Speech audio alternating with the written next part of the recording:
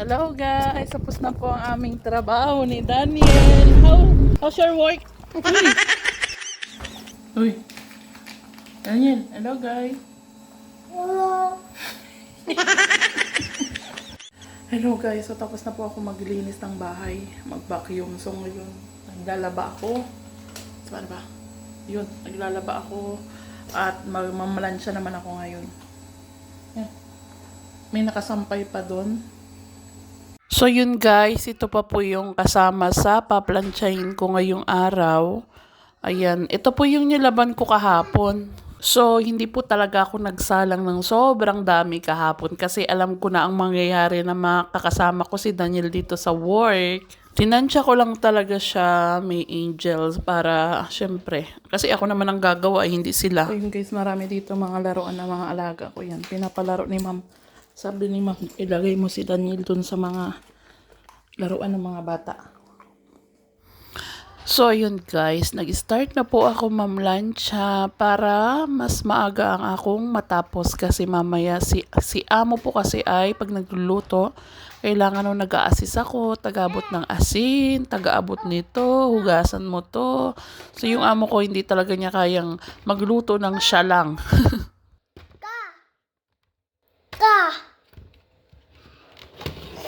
Buti na lang talaga po na maraming laruan dito sa bahay ng alaga ko. Kaya enjoy si Daniel, hindi siya umiyak. Tuloy lang ang plancha guys para madaling matapos ang aking trabaho. Actually, 5 oras lang naman ako dyan sa trabaho na yan. Pero hello guys, so okay pa naman kami ngayon. Ang dami ko pang planchahin, ayan. Si Daniel. Ay guys, nakakapagod kasi binubuhat ko si Daniel paakyat ng hagdan. Ayoko siyang pag-akyatin kasi diba baka mamaya hapuin. Sus, nagluto na. Nagluto na. Tinako pa na, nagprito daw siya ng itlog. Buksan pa yung pinihit pa. So yun guys, natapos na rin ako ng pangalawang salang ko ng mga damit nila amo. At yan naman ay pag natuyo ay paplansyahin ko naman po yan sa Monday or Tuesday. Kasi nga po, pag Monday ay nag-general cleaning ako. Pero kung sobra naman po ang oras ko, ay namamlansya ako para hindi masayang yung oras.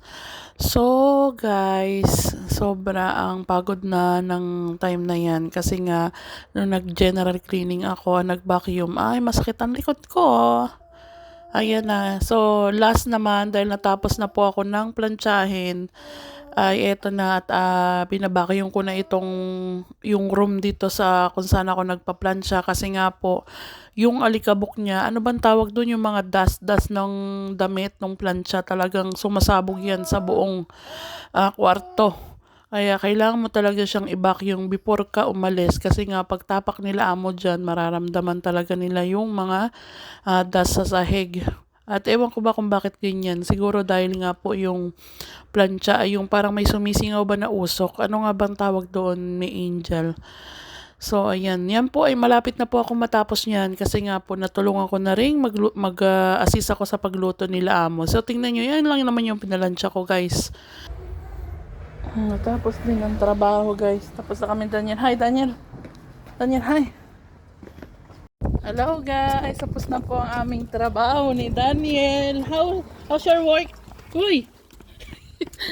Natapos na rin po ang aming part-time. So ngayon ay susunduin naman namin yung isa, si Jacob sa school. Bali, sasakay kami ng bus. Thank you Lord, natapos din. Kanina nung nagbabacuum ako, nilalaro siya ni Sir. Kasi si Sir lang kanina ang tao sa bahay. Tapos may dumating si Ma'am. Sabi sa akin ni ma'am na iwan ko raw sa kanya yung si Daniel. Sabi ko wag ma'am kasi baka umakyat niyan sa hagdan yung bahay nila ang taas-taas diba? So kung nasaan ako, nandun din si Daniel. Naglalaro lang siya. Mga rose dito Ay guys, napagod talaga ako kasi hindi ako pagod naman talaga sa work pero hindi naman ganun sumasakit ang likod ko pag nagwo-work ako. Kaya lang sumakit ang likod ko ngayon. Alam niyo kung bakit? Dahil bit-bit ko si Daniel. Akyat baba. Ayan guys, katulad yan. Sumasakit ang likod ko pag nagbubuhat ako ng... Okay lang naman kasi sanay ako magbuhat. Pero saglit lang. Pero kung ganito na matagalan, pag akyat ko sa metro, buhat ko din. Put your... Say bye! Say bye-bye! Ah! Matutulog na siya. Natulog siya kanina eh. Bip bip? Okay. Punta naman natin si Don Jacob. Si Don Jacob.